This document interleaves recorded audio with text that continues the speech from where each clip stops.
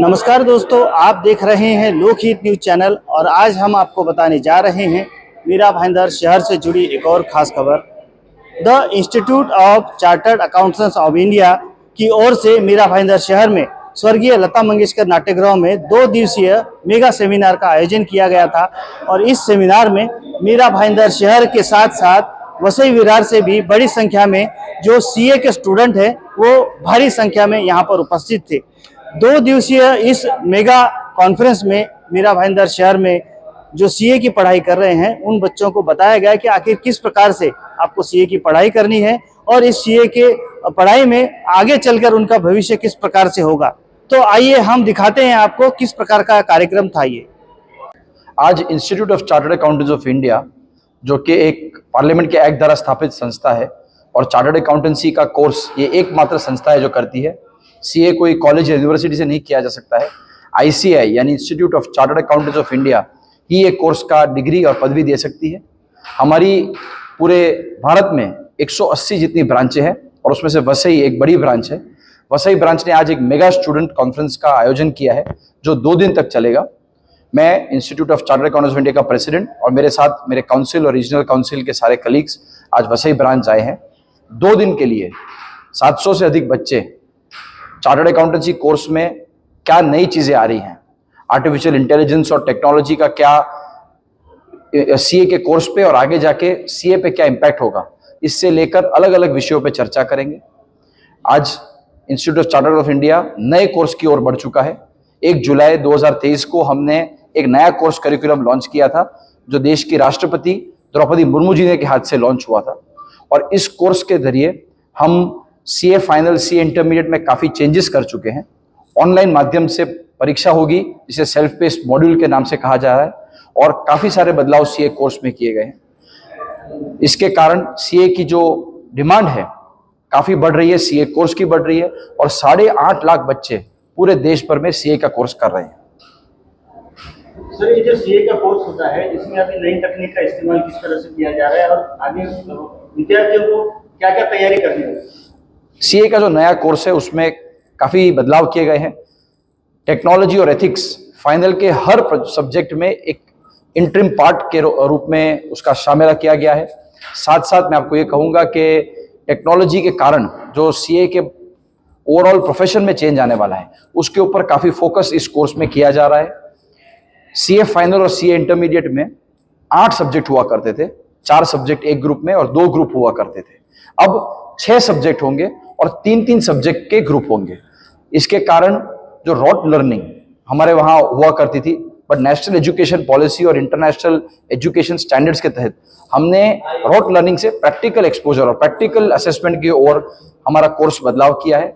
आज online live classes institute चला रही है और इसके कारण काफी स्टूडेंट्स पूरे भारतवर्ष से ये कोर्स कर रहे हैं। भारत में 19,100 पोस्टल जिप कोड हैं और इन 19,100 पोस्टल जिप कोड में से 17,000 पोस्टल जिप कोड में कोई ना कोई विद्यार्थी सीए का कोर्स कर रहा है। इसीलिए आज चार्टर्ड अकाउंटेंसी का कोर्स पूरे भारतवर्ष में बहुत पॉपुलर है और इसी के कारण आज सीए स्टूडेंट्स के इस कार्यक्रम में 700 से अधिक बच्चे वसई ब्रांच में नेशनल कॉन्फ्रेंस में आए हैं। ये 2 दिन का हमने स्टूडेंट कॉन्फ्रेंस ऑर्गेनाइज किया था जो हमारे बोर्ड ऑफ स्टडीज है इंस्टीट्यूट की, वो ऑर्गेनाइज करती है। वसई ब्रांच ने इसको होस्ट किया है प्रोग्राम को। तो इसमें 12 पेपर प्रेजेंटर्स आते हैं। तो ये टेक्निकली इसमें हमने 8 सेशन रखे जिसमें से 4 टेक्निकल सेशन है और 6 नॉर्मल मोटिवेशनल सेशन है, स्पेशल सेशन। तो 4 टेक्निकल सेशन जो है उसमें अलग अलग पेपर प्रेजेंटर आते हैं। हर टेक्निकल सेशन में 3 पेपर प्रेजेंटर होते हैं जो स्टूडेंट्स पेपर प्रेजेंट करते हैं। अलग अलग स्टेट से, अलग अलग रीजन से वो लोग आके पेपर प्रेजेंट करते हैं। और आज के इस कार्यक्रम में 700 से अधिक स्टूडेंट्स ने पार्टिसिपेट किया है और वो सब स्टूडेंट्स खाली अपने वसई ब्रांच के नहीं, बॉम्बे के अलग अलग जगह से आए हुए हैं। कुछ स्टूडेंट्स पालघर, सूरत, अहमदाबाद, मतलब अलग अलग सिटीज से आए हैं। स्टूडेंट्स ने यहाँ पार्टिसिपेट करने के लिए आए हैं। क्या क्या एक्टिविटीज हुई आज के दिन में सुबह एक हमारा एक टेक्निकल सेशन हो चुका है।